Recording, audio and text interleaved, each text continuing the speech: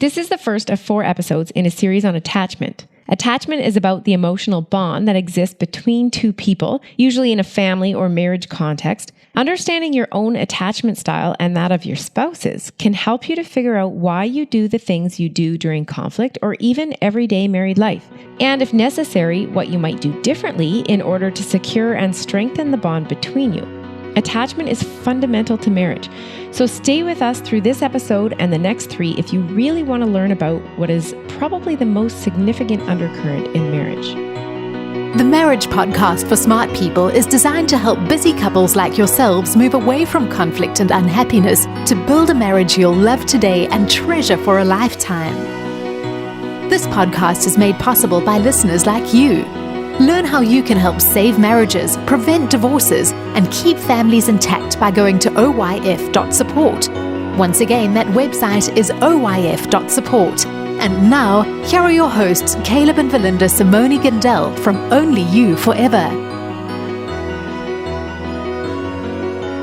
Welcome to the Marriage Podcast for Smart People. If you want to build a thriving, passionate marriage, we've got the research, the truth, and the answers you're looking for. We have a fascinating episode for you this week. This is episode number 251, and today we're going to be talking about anxious attachment and what that looks like in marriage, in parenting, and even in your relationship towards God. This is episode number 251, and today we're going to be talking about anxious attachment and what that looks like in marriage. Hey there, before we get started, if you missed last week's episode, we discussed how prayer impacts marriage. That is worth going back and checking out. And again, make sure you hit that subscribe button in your podcast player so you don't miss any upcoming shows from us. Just a heads up, we will be taking vacation time in the month of October, so our shows are only publishing every second week for a few episodes. And we'll be back to our regular programming at the end of November. So again, Verlin, let's talk about a Christian marriage cruise quickly. Full details are available at christianmarriagecruise.com. And can you tell us about the port of Tortola? Tortola is in the British Virgin Islands. Yes. And it's actually one of the most scenic islands in the Caribbean, actually. And you can, if you want to take a hike up into the national park there, you can get some panoramic views of the island. Lots of cultural, historic history. Yeah.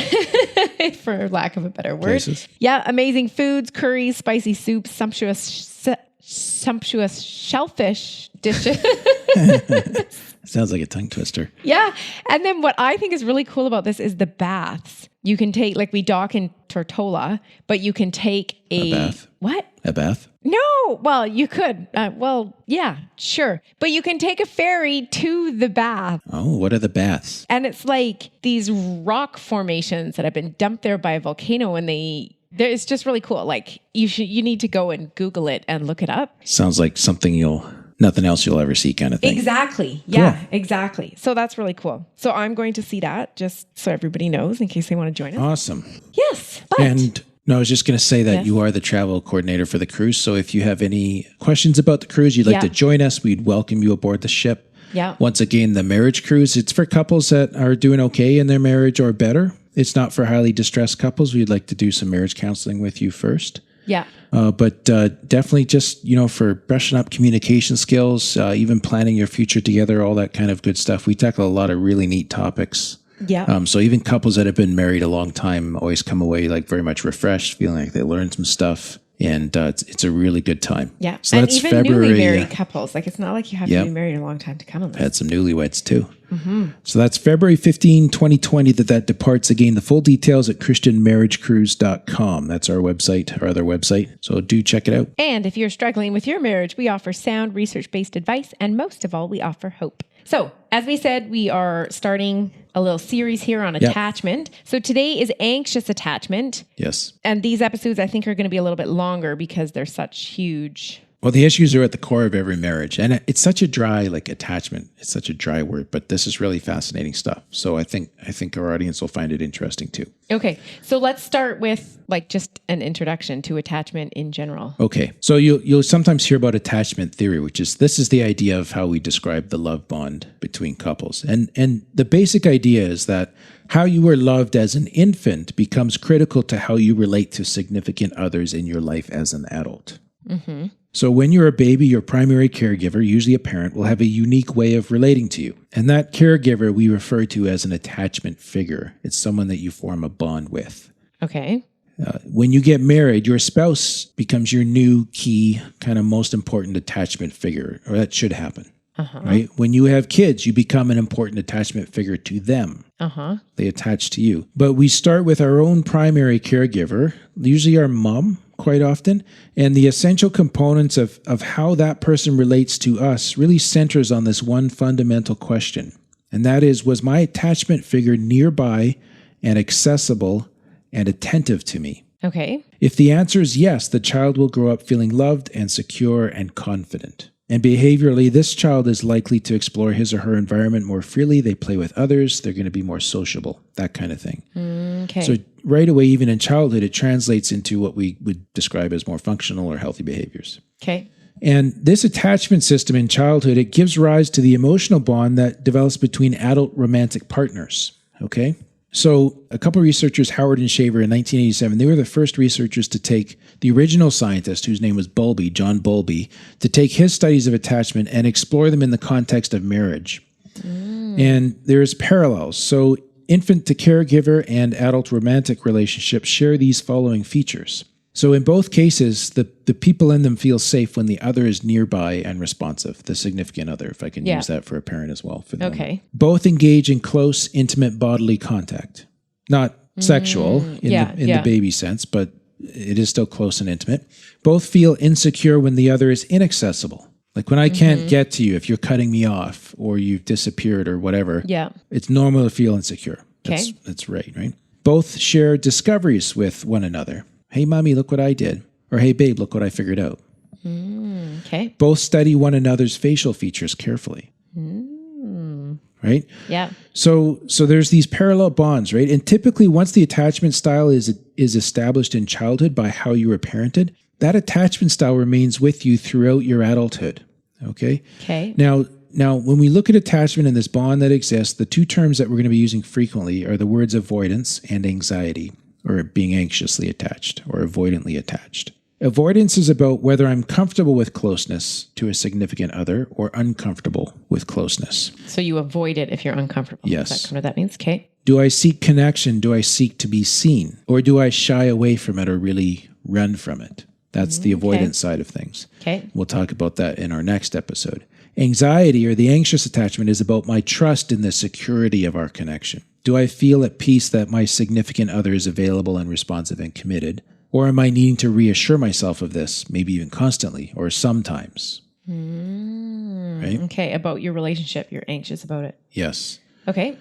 Yeah. Each person has an attachment style to their spouse. So I might have an attachment style towards you and you might have one towards me. So it's not like our style is A, B, C, or D. But so our styles don't have to match. No, I can have one and you might have another towards me. Okay. Because it's based on how we were parented. Yeah. Right? At the start, as you go through life, your attachment style can shift based on what you're experiencing. Okay. So anyways, back to this thought. So mine to you might be one style, yours to me might be another style. Okay. So if I'm anxious about my connection to you, you may still be securely attached to me, which means that the problem is not that you're unavailable or unreliable, but rather that I'm not able to rest in and trust that you are available. Oh. See how that goes? Okay. And that's the part I have to take responsibility for. Or conversely, I may start our marriage as a securely attached person, but if you're consistently inconsistent in your availability or your accessibility, like if you're not reliable to be present and engaged, then my attachment style toward you may shift to become more and more anxious because of your behavior. Okay. So it's not like it's totally set from childhood. Like it still might change. Right. But I don't want to give the impression either that these are flipping day to day, like months or years of building or eroding, depending on which way it's going. Okay. Okay. So what are these styles of attachment? Like you've talked about avoidance. Yes. So there's 4 styles of adult attachment. They occur on a spectrum. So it's best not to think of it like 4 buckets where you're all in one or all in another. Okay. So much is more of like a quadrant, and each of us would fall somewhere on a scale of severity in one of these 4 quadrants, okay? So a secure attachment is someone who's low on avoidance and low on anxiety. People who have secure attachment, they're comfortable with intimacy. They're not worried about rejection. They're not preoccupied with the security of the relationship. They're interested, they're invested, but they don't have an underlying anxiety about the status of their connection to their spouse. They're kind of at rest with the bond. They trust it and it's safe for them. Yeah. Avoidant or dismissive attachment, these are folks that are high on avoidance and low on anxiety. So they're uncomfortable with closeness. They place a high value on independence and freedom. They're generally not worried about their spouse's availability. Okay. So they're not, they're not too worried. They just don't want to get close. Yeah. Avoidant. Anxious or preoccupied. So these are low on avoidance. They're high on anxiety. They crave closeness and intimacy because then they feel reassured that the other person is there, is available, that they'll be okay. Okay. They're generally quite insecure about the relationship. Okay. And you can experience these in like significant friendships too. And then the last type is called disorganized, which is high in avoidance and high in anxiety. They're uncomfortable with intimacy, but they're also worried about their spouse's commitment and love. That would be so hard though, because like they're anxious and they want the closeness, but then they don't want the closeness. Yeah. It'd be like being on a roller coaster or something. Well, yes. So the best kind of physical posture, if you can imagine yourself standing with your hand out telling someone to stop, right? And then you have your other hand forward with you're wagging your finger saying, come towards me. That's the disorganized attachment. It's a confusing signal. Okay. Yeah. So that's a general overview to introduce this concept of attachment. We'll have one episode in each of these 4 styles. Today we want to look at anxious attachment, which was the second one. That's high on anxiety and low on avoidance. People that crave closeness and intimacy and are quite insecure generally about the relationship. Anxious. Oh, but they will get close or they want that closeness. Yeah. Okay, so they're not avoiding it. Okay. Now, the key concepts for the anxious attachment style are they often draw attention to the relationship bond. So they're talking about what's happening in the bond between you and them frequently. Oh, okay. They may relentlessly try to repair their connection with their spouse. Their main goal is to find consistent security. And after conflict, they'll often gather positive evidence about the relationship to use as a defense against abandonment. Mm-hmm. So these are all the reasons why it's going okay and we should stay together. Mm-hmm. Right? Okay. Now, if you're listening and just kind of even with this short introduction, you recognize your spouse as someone who has an anxious attachment style, our bonus download for our Patreon supporters is just what you need. It describes how to effectively and helpfully relate to an anxiously attached spouse. If you're not already a Patreon supporter, you all can get this by becoming a patron of the Marriage Podcast for Smart People. And we'll just take a quick 60-second break here to tell you more about that. What happens when the fairy tale marriage meets reality? Too often, high expectations lead to disappointment, communication breaks down, and the struggles of day-to-day life become overwhelming, leaving you feeling lost and without hope. Unfortunately, marriage does not come with an instruction manual. Marriage troubles are deeply personal and can take a toll on you, your spouse, and your family. Counseling can be expensive and divorce is very costly. It doesn't have to be this way. Caleb and Valinda understand your pain and frustration. Their mission is to help save as many marriages as possible, and to date, thousands of couples are helped through their weekly podcast. But the most important marriage they want to help save is yours. With a minimum of a $10 investment a month, you gain access to exclusive bonus content and valuable information to help you succeed in your own marriage. Learn more about saving marriages and how you can help at oyf.support. That's oyf.support. You're listening to the Marriage Podcast for Smart People. Before the break, we summarized the attachment styles. We're just digging now into the details of what anxious attachment looks like. Mm-hmm. Now, since these attachment styles all occur on a scale or a spectrum, I'm going to go through a lot of characteristics.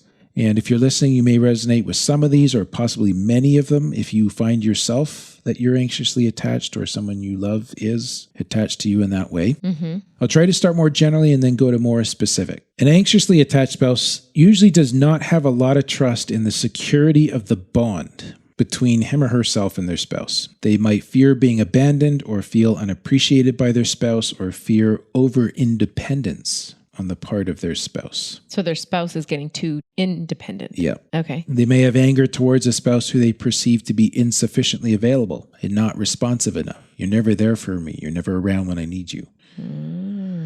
Okay. And some statements that are common by anxiously attached spouses are statements like, I often worry that my spouse doesn't really love me. Or, when my spouse is out of sight, I worry that he or she may become interested in someone else. You hear the anxiety in the bond, like they're not confident, right? Yeah. Yeah. My spouse is not as consistently available as I would like. Or I frequently get angry at my spouse for ignoring me. Could be that your spouse just works too much. And is ignoring you, right? It's actually valid, but we just want to kind of pause and self-reflect here to consider this other possibility. If these are things that you hear yourself saying, yeah, or you hear your spouse saying, yeah, you need to like stop and think about this. Yes. Oh, okay. So they may even also, at times, they put their securely attached spouse on a pedestal and overestimate their abilities while underestimating their own. Because you're so great, I'm not sure I'm worthy of you. That feeds the uncertainty. Okay. When entering their marriage, they may believe that this is their only chance for love. Like, I have to make this work because this is the only person I can possibly work with. Oh, okay. And because of this idea of like having this very highly valued spouse and a low sense of self-worth, often they may worry about losing their spouse and remain vigilant to signs that their spouse is pulling away from them or is losing interest in them. And that sense of insecurity motivates them to increase a sense of security, right? Okay. Ironically, often resulting in behaviors that smother or otherwise drive their spouse away. So because I'm insecure, I'll act in ways that frustrate you, which end up you're pulling back because like, why am I freaking out? Yeah. So this is almost like the pursue, withdraw thing. Yeah, it can be. Can't be. There is a pursue withdraw cycle that doesn't have a lot to do with attachment too. Oh, okay. Okay. And a person in this case may need constant or frequent reassurance and affection from their spouse. They may have trouble being alone. And because of this underlying fear of losing attention or affection, they may not take time to see matters from their spouse's point of view. So they can stumble into misunderstandings and kind of get into conflict because they're just trying to control their spouse in a way that alleviates their own fears. Okay. So, for example, an anxiously attached spouse may text her husband or wife constantly while they're at work, asking for updates, really kind of intruding on the independence of the other person. And if that spouse then gets annoyed and pulls back, it heightens their anxiety, potentially creating conflict. Why are you ignoring me? So they don't see the impact of their own fear on their spouse. Yep. Which may, like I said, even be having the effect of driving the other person away somewhat. Yep. And that confirms then, that pulling away then confirms their thought, their perceived insecurity around the attachment. So it's tricky, right? Yeah. It's hard. Sorry, you must have changed something. And so when it refreshed, it went back up to the top. Oh, so yeah, I'm trying to find my place now. I'm on 28. Oh, would you like me to ask a question? Sure. I was wondering why you're looking out the window. I'm correcting typos that I'm going through. Yeah. And every time you do that and I refresh, it takes me back to the top. Oh, it is so annoying. Yeah. Actually, it doesn't do it every time, but it did that last time. Anyways. Well, I'll stop, maybe. So how does anxious attachment develop? Like you said, it depends on our primary caregiver in our childhood. Yep. So how do I become anxious? Okay. I'm not asking that and like, please, can you show me how? No. And also, we're not saying that anxiety comes from this, right? Right. But this is anxious attachment. About the attachment, yeah. So if a child is loved by a parent, but perhaps that parent feels helpless or maybe even overwhelmed in the early months and years of that child's development, then the parent may only really get close and attentive to the child when the baby's distressed. Like when you're really having difficulty. So early on, the child learns that a high degree of internal distress produces the most attentive response from the parent. Huh. This is kind of the part, right? Yep.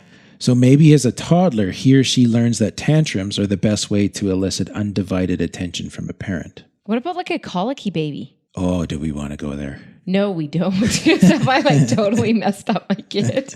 Well, let me keep going, okay? Okay. But when the child is not distressed, the parent is not really available. Okay. Well, let me go back to the colicky for a second. A child could be colicky for all sorts of reasons. Yeah. And the problem is that we see someone else at church with a colicky baby and we're like, oh, we know what they're doing wrong. But it could be something entirely Okay, well, I'm thinking about different. me and my own kid, actually. Okay.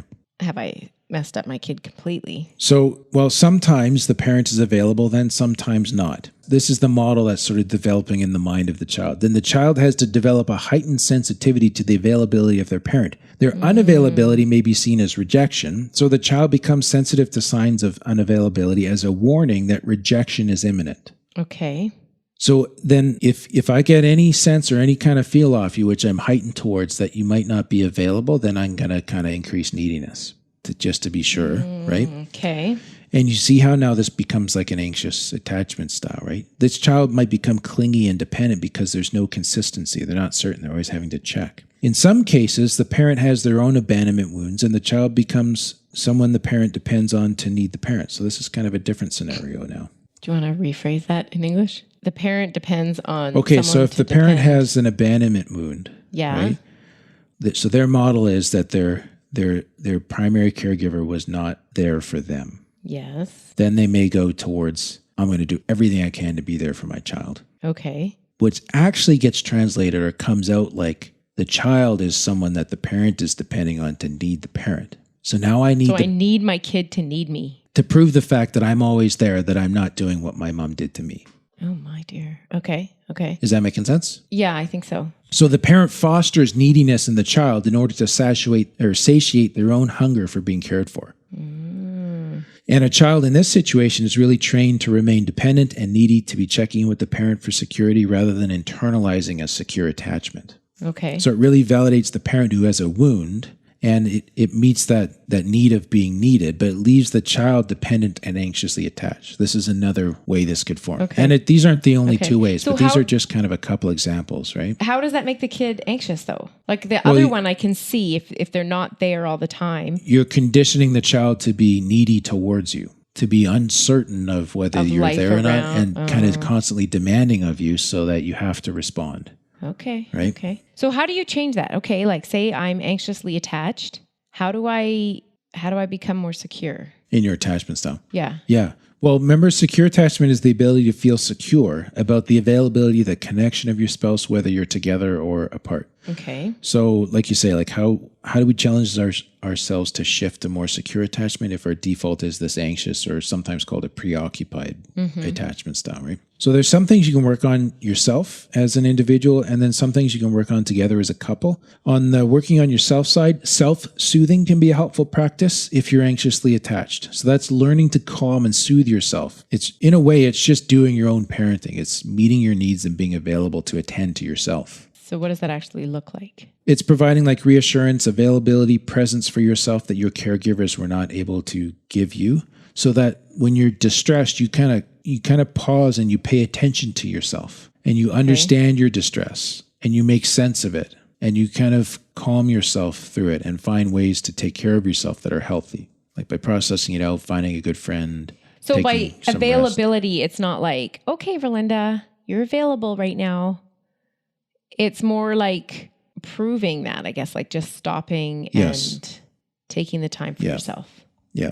Which may not be your default reaction, because if you're this distressed, you might be a little bit of a butterfly kind of popping from one flower to the next. And it's like, okay, yeah, let's actually just stop on this flower and sit here for a bit and just kind of figure out why we're hopping around so much, why I'm distressed. Okay. Right.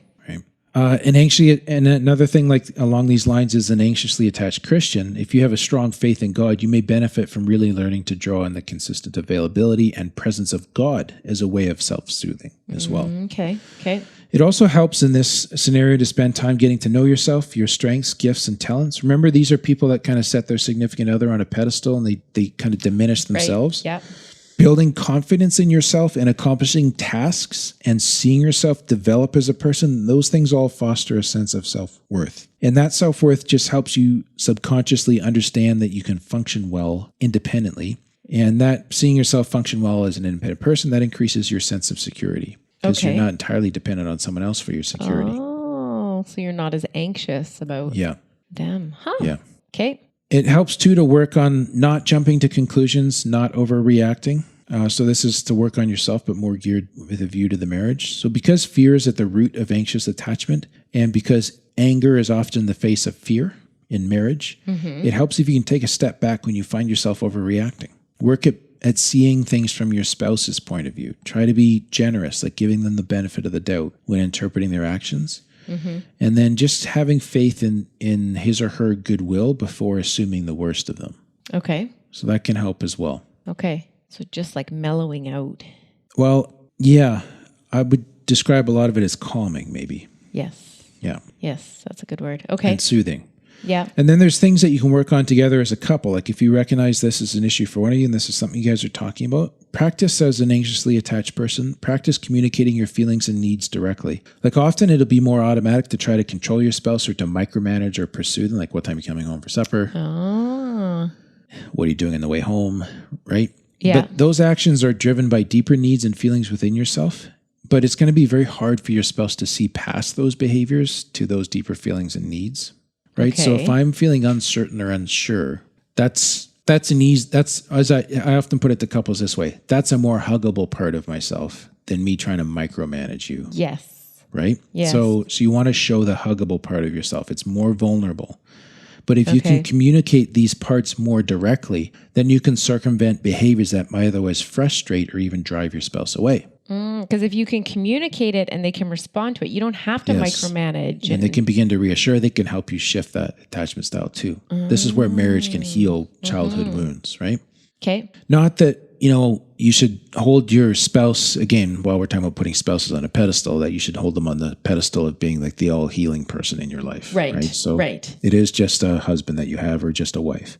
But you can work together on things. You can work together on this, right? Yeah. And this is also something that's great to work with a couples therapist on. Like a marriage therapist trained in emotionally focused couples therapy can help you reorganize your marriage attachment style so that you can relate to one another in a more secure, healing way. Huh. Okay. So if you're not able or you're just struggling to figure that out on your own, there's good help available for this too. And I think when you're doing this, it's good to be patient with yourself, your spouse, and your spouse. Your attachment style is really most often instilled in you without any choice or decision on your part. It's the same with your spouse's attachment style. And despite these challenges, it's still possible to learn how to create a secure, loving bond with your spouse.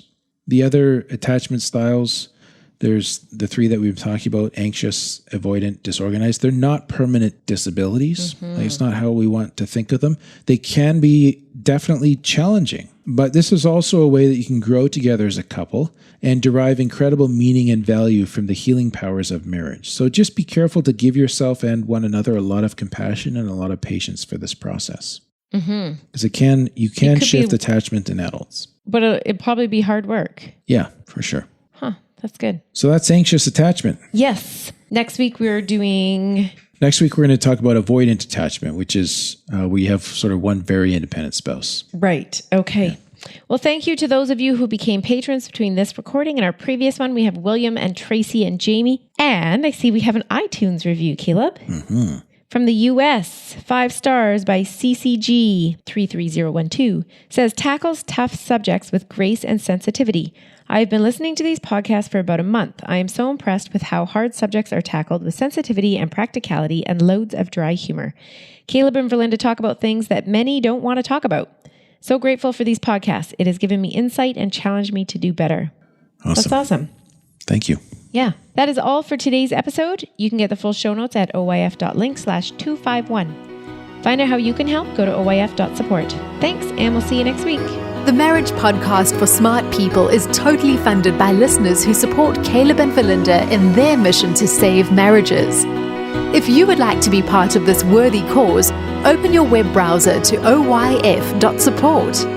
A minimum investment of $10 per month will help restore hope to married couples. Plus, as a patron, you'll gain access to exclusive bonus content and valuable information to help you succeed in your own marriage. Go to the website oyf.support now for more information.